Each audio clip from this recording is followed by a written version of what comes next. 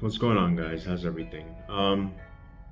So welcome to the Biblical Entrepreneur.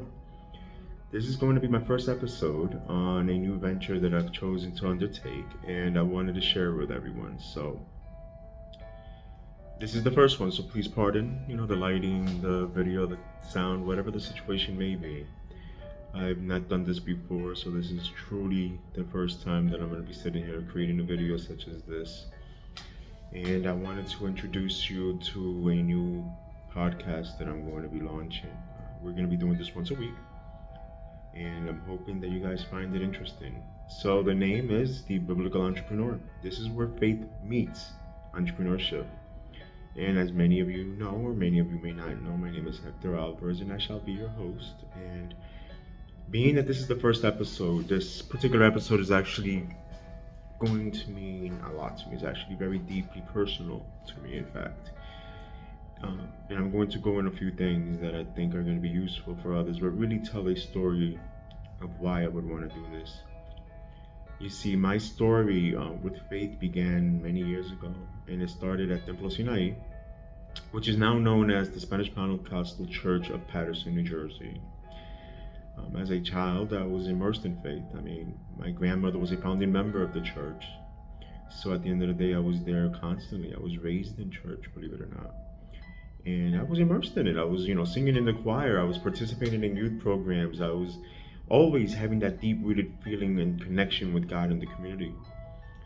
But my journey, unfortunately, took an unexpected turn. And at the age of 17, after a brief confrontation with my, at the time, pastor, I walked away from church, and not just for a few months or years, for over 3 decades, believe it or not.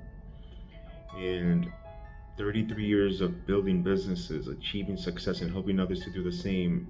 I was always, keeping God at arm's length.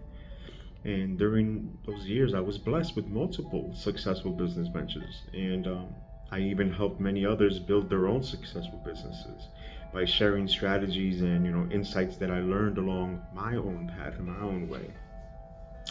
From the outside, many of you may think or may have thought that I had it all figured out. But the reality is, this is the truth. Here it is. It's like something was always missing. Something was not fulfilling. And despite all of my achievements, despite helping so many others in their business dreams, I always felt a void, and no matter how successful I was, it was never filled. So now at 50, I'm finally starting to understand and finally starting to realize why. You see, I had separated my faith and love from God in my business, you see. I always thought that I can compartmentalize God and just leave him in the past, move forward and do business the way that I wanted to. So that's why this particular episode is so important to me, because as I do return, to my faith after 33 years, it's with an understanding that true success is not just about profit margins and business growth. It's about incorporating God's values into every single aspect of your life and your personal business life as well. All right. So this isn't just a theory for me. This isn't just, something that I'm just throwing around. This is my true and current journey. This is my testimony in the making.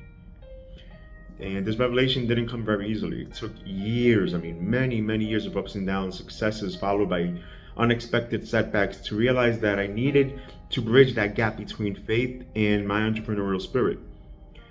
Today, I want to share this journey with you. And I believe that many of you may be in the exact same place that I was, successful by all worldly standards, but sensing that God was calling you, or is calling you for something deeper, something more meaningful. And I have often heard from other Christian entrepreneurs that feel very torn between their faith and that of their business ambitions. And if you've ever wondered whether you can truly serve both God and your entrepreneurial calling, then this episode is especially for you. And let me share something personal, because when I first started my business journey, I was a very young kid, 12, 13 years of age, going to school, buying things at the local bodega for 5 cents, 10 cents, going back into school, selling them for 25, 40, 50 cents a piece. I had this deep-rooted entrepreneurship within me. But even at such a young age, Everything was all about the bottom dollar. And yes, I did grow up in a Christian home somewhat. And I did go to church regularly, honestly, sometimes as much as 5, 6, sometimes even 7 days a week. You see, but somehow I compartmentalized everything within my faith and my business life. So my faith was always separate from my business life. And it took several hard lessons and many spiritual wake-up calls to realize that God does not want us to separate these parts of our lives. He wants them to be beautifully interwoven, all right? And that's where you have to really go. And there is a sacred nature to work, believe it or not. And this is something that may actually shift your perspective to it, because work isn't a necessary evil. It's an actual gift from God. So when you think about it, look at this. When we look at Genesis, we see that God placed Adam in the Garden of Eden to work and to keep it. So think about that for a moment. The very first task God gave humanity wasn't a punishment.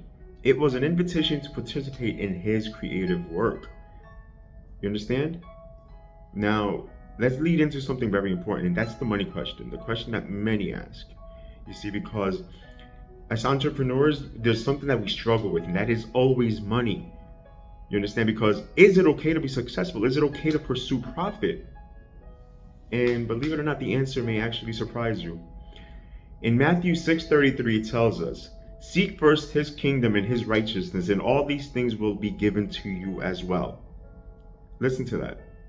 Seek first his kingdom and his righteousness, and all of these things will be given to you as well. Notice that it doesn't say avoid success. It talks about priorities. So when we align our business with God's principles, financial success becomes a tool for greater impact, not the ultimate goal. You see, so facing fear with faith, it's something that I have to speak to you directly about. You see, I know that many of you may be feeling afraid right now. Maybe you're just starting out, or maybe you're facing a major business decision. Entrepreneurship can be very terrifying. And I know because I've been there. I'm still there. You see, that will never go away because it's a human nature. But you have to have faith. Understand? And entrepreneurship can be very terrifying. But here's what changed a lot for me. You see, in Joshua 1:9, it reminds us to be strong and courageous, for the Lord your God is with you wherever you go.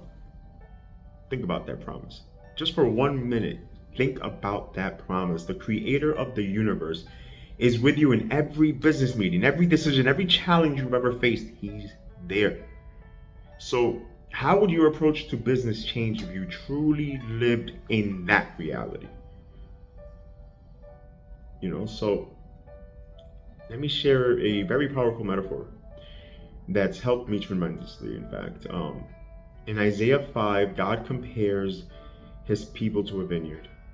You see, just like a vineyard needs to be constantly cared for, to always be, attended to, in order for it to produce good fruit. Our business needs intentional nurturing to produce those results that honor God. This means that making integrity is non-negotiable. You have to have everything within your business, and you need to feel integrity about everything that you do and everything that you put out there. You have to treat people as a valuable creation of God. You have to pursue excellence as an act of worship. And lastly, our success has to be used to bless others. That's a key fact of business, and especially living a godly life. You see, so how do we put all of these things into practice? This is what I recommend. Start your workday with prayer and scripture. It doesn't have to be long. Even 5 minutes can set the tone, believe it or not, for your entire day. I know many say you have to get up and pray for 3-4 hours. Wake up at 4 in the morning, 2 hours. No, it's a beautiful thing, yes, if you do, because that means commitment. That means you're actually putting so much more into it, and God's going to provide you with more. But the reality is, you have to start somewhere. So 5 minutes is enough to get your day started. Just to at least start the motion. Make decisions that are not just for profit, You have to make decisions in your business that are not just looking at the profitability, but also you need to look at it and say, does this honor God? That will change a lot in your business, believe it or not. You need to start looking for ways to go beyond the bottom dollar. Maybe you want to mentor, an employee, someone in the community, help others achieve, support a local ministry. Make sure it's not just about the profit, the money. You see, that's where things start getting tweaky, I guess you could say. You have to find other entrepreneurs that are Christian that, can walk alongside of you. We were not meant to do this alone. Just as in life, same as in business, you're not meant to do this alone. And, as someone who spent 33 years away from God, I understand the resistance that some of you may be feeling. Maybe you've had your own hurts, your own reasons for keeping faith separate from your business, but at 50, I'm learning that it's never too late to align your business with God's purpose. Every day is a new opportunity to integrate faith into your business decisions, to let God's wisdom guide your entrepreneurial journey. Remember, your business isn't just a way to make money. It's a ministry, it's a calling, it's a divine calling, and an opportunity to show God's love in the marketplace. When we view entrepreneurship through this lens, everything changes. So just keep your heart open, have faith, believe, and understand that you can intertwine both beautifully. So if this message resonated with you, I'd love to hear from you. You can reach out to me at halvarez@universalloans.net. And don't forget to subscribe to my YouTube channel for more episodes on building a faith, God-centered business. And until the next time, may your work be worship and may your business be a blessing. God bless you all.